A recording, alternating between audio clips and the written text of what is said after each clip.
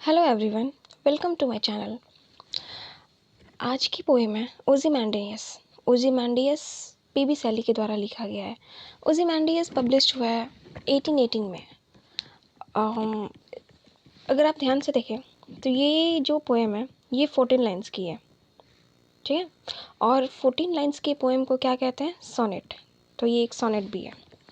मैं आपको बता दूं कि ये पब्लिश्ड हुआ है सबसे पहले द एग्जामिनर में, उसके बाद ये पब्लिश्ड हुआ है रोसलिन एंड हेलन में, उसके बाद ये पब्लिश्ड हुआ है a modern eclogue with other poems के साथ, और 1826 में ये पोस्थुमियस कलेक्शन में भी पब्लिश्ड हुआ है। मैं आपको बता दूं पीबी शैली के द्वारा लिखा गया एक और पोएम है पोस्थुमियस अनबाउंड, लेकिन ये अलग है। ये जो कलेक्शन है उसका नाम है पोस्थुमियस कलेक्शन, दोनों अलग अलग है, ठीक है। और Ozymandias is one of my favourite poem. तो स्टार्ट करते हैं। ओzymandias एक राजा का नाम था। इजिप्ट में एक राजा हुआ करता था ओzymandias। और आज जो पोएम हम पढ़ने जा रहे हैं, इस पोएम में ओzymandias राजा की मूर्ति को डिस्क्राइब किया गया है। जब मूर्ति बहुत पुरानी हो जाती है ना तो मूर्ति टूटने लगती है। तो इसमें जो पहला लाइन है ट्रैवलर, तो एक ना ट्रैवलर जाता है, वो एक सैंड से भरा हुआ एंटिक लैंड में जाता है और वहाँ देखता है कि एक टूटी हुई मूर्ति है जिसमें सिर्फ उसके पैर बचे होते हैं उस स्टैचू के। तो इसी स्टैचू को बयां किया गया है इस पोएम में। और ये स्टैचू किसकी है? ओzymandias की। ये स्टैचू ऐसे बहुत पुराना ही है, तो इसलिए ये टूट भी है पुराना होने की वजह से। तो ओzymandias चाहता था कि उसकी एक ऐसी मूर्ति बने, ऐसे स्टैचू बने जो हमेशा, ओzymandias चाहता था कि इनका एक ऐसा स्टैचू बने जो हमेशा के लिए रहे दुनिया में, और लोग इस स्टैचू को देख के इनके और इनके कामों को याद करें। लेकिन ऐसा पॉसिबल नहीं है। कोई चीज़ हमेशा हमेशा के लिए दुनिया में नहीं रह सकती, हर चीज़ का अंत होता है। तो चलिए स्टार्ट करते हैं।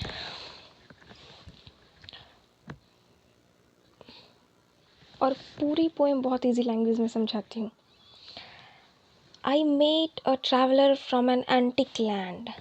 मैं एक ट्रैवलर से मिला जो बहुत ही पुरानी जगह से बिलोंग करता था। एंटिक का मतलब होता है बहुत पुराना, और लैंड का मतलब होता है कि प्लेस से है, यहाँ पर किसी जगह से। तो कोई ट्रैवलर है जिससे पोएट मिला है, और वो ट्रैवलर बहुत ही पुरानी जगह से बिलोंग करता है। हु शेड, और उस ट्रैवलर ने कहा। अब ये देखिए आगे की जो लाइंस आएगी वो सारी लाइंस ट्रैवलर बोलेगा, ठीक है। ट्रैवलर आगे कहता है, two vast and trunkless legs of stone stand in the desert. दो बहुत ही बड़ी और बिना धड़ की टांग रेगिस्तान में खड़ी हुई है। दोस्तों ट्रंक का मतलब होता है धड़ से, ट्रंकलेस है वो, अपर बॉडी को ट्रंक कहेंगे। तो यहाँ पे ट्रंकलेस है, मतलब ऊपर का जो धड़ है, ऊपर का जो भाग है शरीर का, वो नहीं है। एक और वर्ड है यहाँ पे वास्ट। वास्ट का मतलब होता है बहुत बड़ा। तो ट्रैवलर बोल रहा है कि बिना धड़ के दो बड़ी बड़ी टांगे रेगिस्तान में खड़ी हुई है। अब देखिए अगर आप ओzymandias के पिक्चर को देखेंगे तो वहाँ पे सिर्फ टांगे रहती हैं और वो बहुत बड़ी हुई हैं। Near them on the sand, half shrunk, a settled vistage lies। तो विस्टेज कहते हैं चेहरे को। तो ट्रैवलर कहता है कि इन टांगों के पास में रेत पर एक टूटा फूटा और आधा रेत में धंसा हुआ मुंह पड़ा हुआ था। मैं आपको दोबारा से कहूँगी, अगर आपके पास ओzymandias का अगर आप फिगर देखेंगे गूगल पे तो वहाँ पे आधा टूटा टांग वो खड़ा रहता है और उसके बगल में उस चेहरे का आधा सर वहाँ पे गड़ा हुआ रहता है, उसी की बात हो रही है। हुस फ्रॉन, फ्रॉन का मतलब होता है एंग्री एक्सप्रेशन, मतलब वो जो मूर्ति रेत पे पड़ी होगी उस फेस का जो एक्सप्रेशन है वो गुस्से का है, फ्रॉन है। तो ऐसा लगता है कि राजा बहुत गुस्से में था। एंड रिंकल्ड लिप, और होठों पे झुर्रियाँ थी।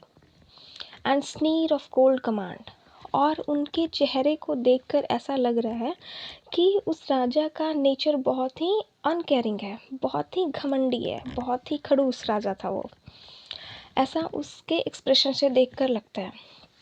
Till that it's sculptor well those patience red.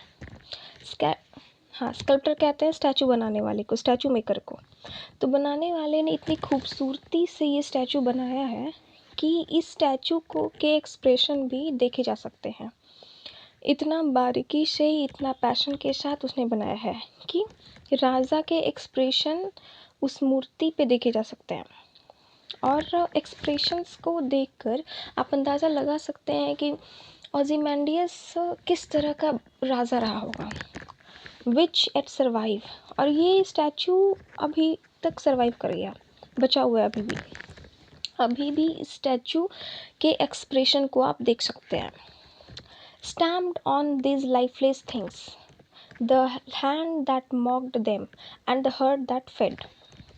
और जो स्कल्प्टर के फीलिंग्स की, जो स्टैचू मेकर के अंदर फीलिंग्स थी, उन फीलिंग्स को पत्थर के ऊपर उतार दिया। जो स्टैचू मेकर के दिल में था वो सारे एक्सप्रेशन उसने उस स्टैचू में दिखा दिए। जो एक्सप्रेशन उनकी नज़रों में थी राजा के, उन्हीं एक्सप्रेशन को उस स्टैचू मेकर ने उस मूर्ति में डाल दिया। And on the pedestal this words appear. और उस स्टैचू के नीचे कुछ वर्ड्स लिखे गए थे। आगे की लाइन में जो बताया जा रहा है कि उस स्टैचू के नीचे क्या लाइन्स थे, क्या वर्ड्स थे। My name is Ozymandias, king of king. मेरा नाम है ओzymandias और मैं राजाओं का राजा हूँ।